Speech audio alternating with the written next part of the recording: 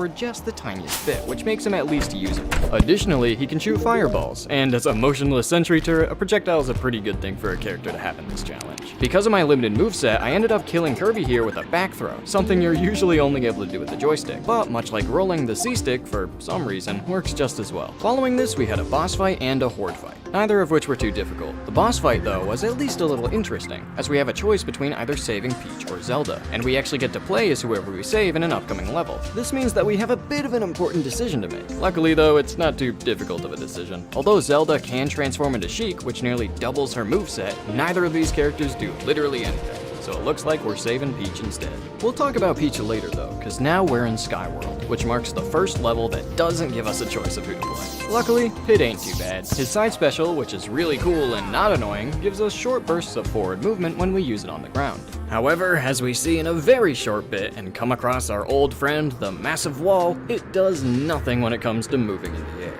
And this is gonna be a recurring theme for a lot of characters. Now, although this seemed pretty hopeless, as none of Pit's other special moves help out at all when it comes to movement, he does have one other strange ability. An ability that he shares with only 2 other characters in the entire game, gliding. By holding the jump button after flapping his wings in the air, Pit will enter gliding mode. With the joystick, you actually have a lot of control with what you can do with this, but even without it, gliding is a pretty good way of traveling forward through the air. So with this, we can still not make it over the wall. Gliding's weakness is its startup, as you actually lose a lot of height in the air before it activates, making it seem useless here. However, if we use what movement options we do have to make our way up onto this ledge, we can start gliding from up here and use the initial height to fly right on over, allowing Pit to soar over the wall and earn his spot in the god-dang annoying tier.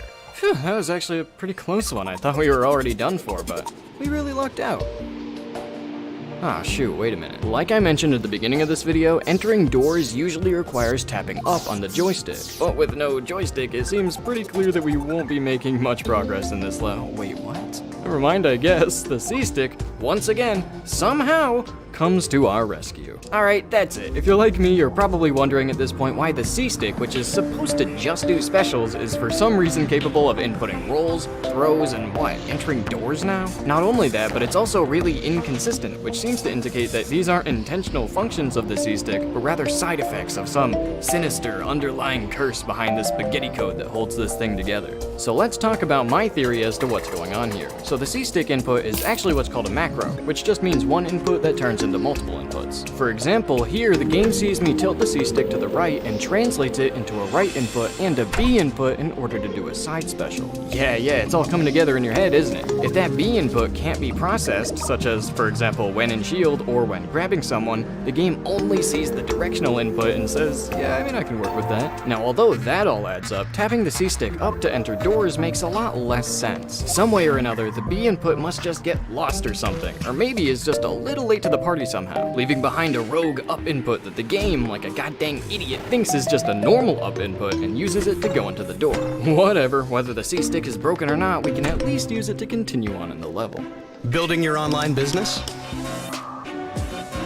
Go to Wix.com and set up your... We pick up Mario halfway through, but I of course stick it out with Pit, who's proven to be pretty dang useful. The level also started to introduce enemies, who can knock you around out of your control and be general nuisances, but they're not too big of a problem for now. I did, however, die near the end of the level, and although I could have just killed Mario here to respawn back as Pit, I decided to try and salvage my lives and use some of Mario's other movement tech to continue on. However, his up B isn't nearly enough to make it across these gaps, so I instead had to use his fully charged flood to propel myself backwards to get across them. Oh yeah, I'm not moving, but I'm definitely schmoving. Moving on, or, not moving on. Soon, Pit and Mario were out of there, so it was time for Kirby and the newly rescued Peach to make their debut in an actual level. It's worth noting here that Kirby is the default choice of who to play, and for the first time in the challenge is not a viable option, as he straight up can't move. This means that we have to select Peach, but isn't the joystick required to move the cursor around and select the characters? No, you're not catching me slipping. I'm using the dang D-pad for menuing. Unfortunately, it's not quite as broken as the C-stick, but at the very least has this going for it. Oh yeah, speaking of, Peach is actually real good for this challenge. Her side B sends her a decent distance forward both on the ground and in the air, making for quite the versatile movement option.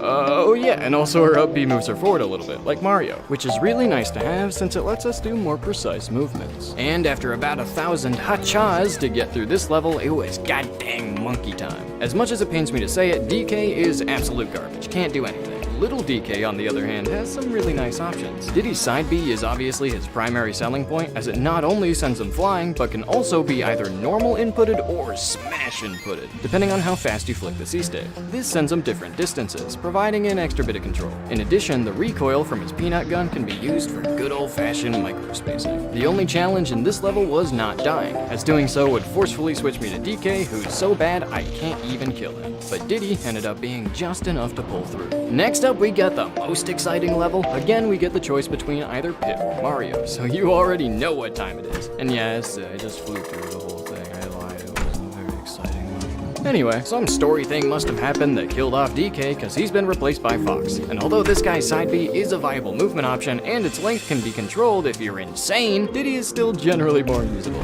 Heck, some of these clips make it look like I'm not even doing a no-moving challenge. This, however, was all about to change, as next up is the Ruined Zoo, where we're finally introduced to some new blood. Unfortunately though, Lucas is kinda stinky. And not only that, but we're also immediately thrust into an auto-scroller, which expects us to constantly be moving. It's not hard to see why this is an issue. So, as a result, I had to pull out some nonsense strats. Lucas's only movement option is PK Fire, which sends him backwards a little bit. But I can put an extra bit of sauce on it by using it in the air and following it up with the PK Magnet, which carries out the momentum just a bit further, getting even more distance. This is called magnet pulling, and I don't know how or why it works. What do you expect from me? With this movement tech, I was able to just barely conserve enough lives to survive through the auto-scroller and beat up Porky. However, rather than continuing this garbage into the next level, I decided to switch off to the newly introduced Squirtle, who, despite not even having a down B yet, has a whopping 4 movement options. He has the equivalent of Mario's Flood and Up B, a side B that goes absolutely nuts, and the first example of a jab combo that inches him forward while on the ground. And guess what? None of that saves him from being the most annoying character to use of all time. I hate him so much. His biggest problem is one he shares with a lot of the cast, and that's the fact that turning around is a dang chore without the joystick. Sometimes all I want is to cross the tiniest little gap, but options that aren't his side B only work when you're facing a certain direction. And although characters like Mario or Pit have nice and easy ways to use the C-stick to spin around, my guy Squirtle here can't manage it without flying across the entire screen. There is a technique called B reversing, which allows you to use non-side Bs to turn around, but although it can be done with the C-stick, it's not very consistent. Either that or I'm just bad at the game. Couple all that with the fact that getting blasted by enemies constantly turns you all sorts of directions, and it makes these seemingly great moves like Squirtle's side B actually much more trouble than they're worth. Okay, so I think a genie or something heard me say all that, cause now that we're out of that level, we gotta play as Marth, in the longest, flattest, most open level of all time. And what's this guy's best movement option? Technically, his up B and neutral B also propel him forward like an inch, but his side B was the fastest of these options, and hey, at least I can turn around real easy. While we're waiting, if you're wondering how I managed to make it through brain-rotting sections like these without losing my incredible intellect, it's because there was actually a constant stream of knowledge and entertainment being injected into my brain throughout the entire challenge. In other words, I was just listening to an audiobook through Audible. Audible is this massive library of literally thousands of titles, so it's pretty much got everything you'd ever want. If you're like me and you want to learn about how video games work and how they're made, I just finished Blood, Sweat, and Pixels during this challenge. To make this whole experience a little less painful, I began to utilize 3 new movement techniques that can be done with damage. 2 of them involve getting hit by damage. Straight up damage boost can be pretty great. Also pretty risky or get launched. And dying too much is obviously not ideal. Shielding attacks, however, is much more manageable, as I don't get launched nearly as far, and I don't build up any damage in the process. The third technique is much more niche, but I thought it would be worth mentioning that landing on slopes can also push you a little in the direction the slope is facing, which is great when you can only take 1 step per second. But after that breezy 10-minute stroll, we were finally introduced to Meta Knight, a character who is commonly regarded as the far and away, no questions asked, best fighter in the entire game, and yeah, he's mid-tier in this challenge. He's got the same problem as Squirtle. His side B, up B, glide, and even his down B to an extent can all be used to get massive amounts of distance, but he's got no precision, no grace with his movements, and nowhere to freaking turn around. Despite his disappointing showing, however, Meta Knight still has plenty of good stuff to get through the rest of this level, which means we're moving on to 2 more new characters, Yoshi and Link. Quaker Instant Oatmeal has upped its game with protein.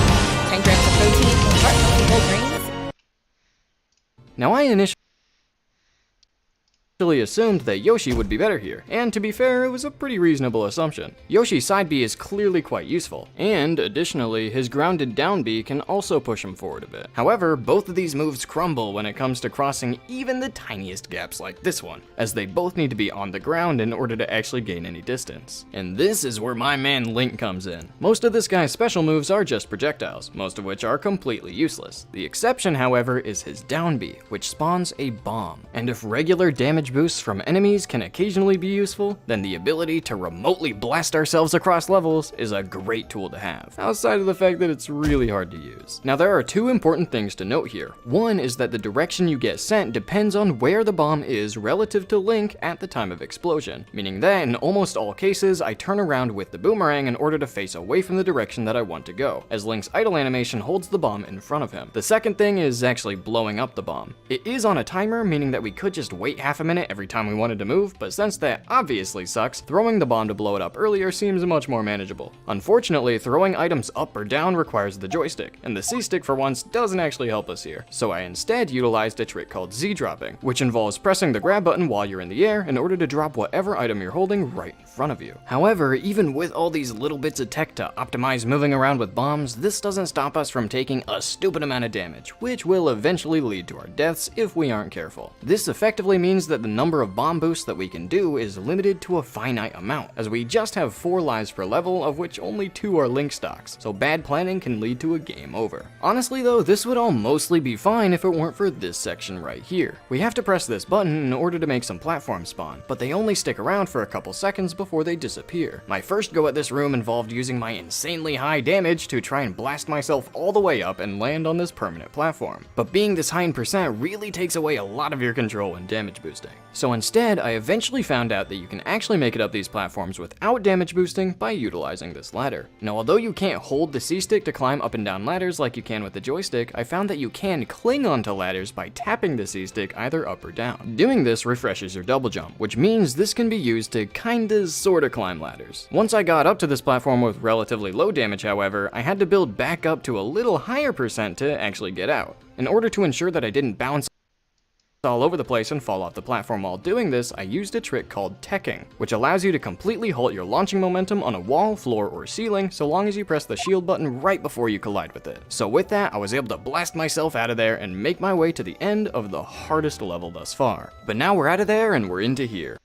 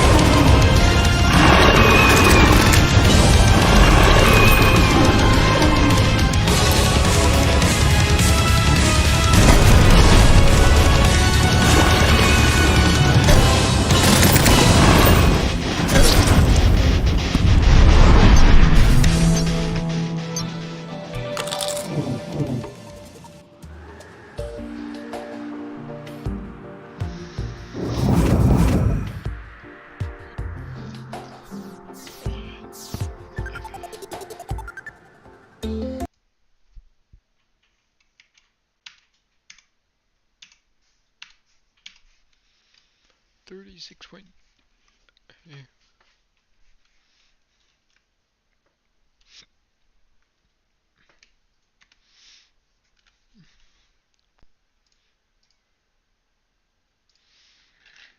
I'm losing I lose roughly $100.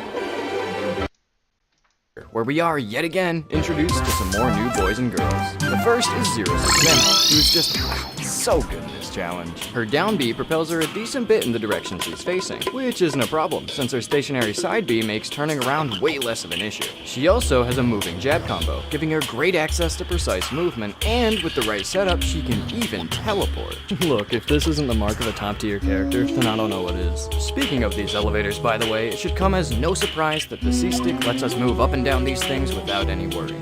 It wasn't long until we were introduced to Pikachu, and although Samus is certainly very good, I knew that Pikachu's side B could be an alright tool in this challenge, so I decided to give him a try. Turns out, the side B is all he's got. Not only that though, but the C-Stick inputs only last a few frames, if not just a single frame. Meaning that, although you can usually charge the side B to go varying distances, trying to hold the C-Stick in a direction doesn't achieve the same effect. We can, however, use our understanding of how the C-Stick works to our advantage. Since the input gets translated to a directional input and a B input, what we can do is tap the C-Stick in a direction and then immediately start holding the actual B button. This tricks the game into combining the B input from the C-Stick and the B input from the B button and interprets it as one held B press, allowing us to charge up our side B like normal and use it to get the precise distance needed to enter the door. What I didn't know, however, was that beyond this door would be our greatest obstacle yet. An obstacle that first appears in this next room and then continues to be a threat throughout the entire rest of the game.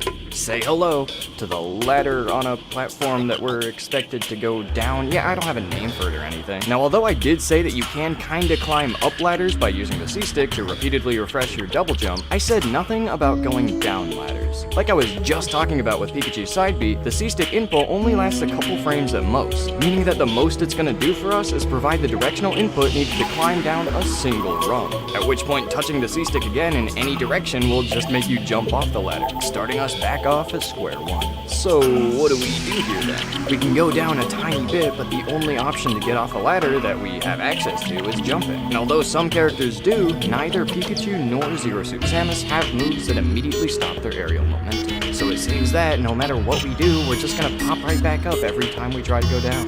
But not all hope is lost. I went ahead and killed Pikachu here so I could switch back to Samus. Since her model is a lot taller than Pikachu's, going down a single ladder rung actually places her much lower on the ladder. And with a little help from a nearby Rob, we were able to use this extra bit of downward distance to our advantage. Aw, yeah. Although we can't get off a ladder without jumping on our own, we can get knocked off a ladder with a little bit of help. And with that, we were able to cruise right on through the rest of the level without anything to fear.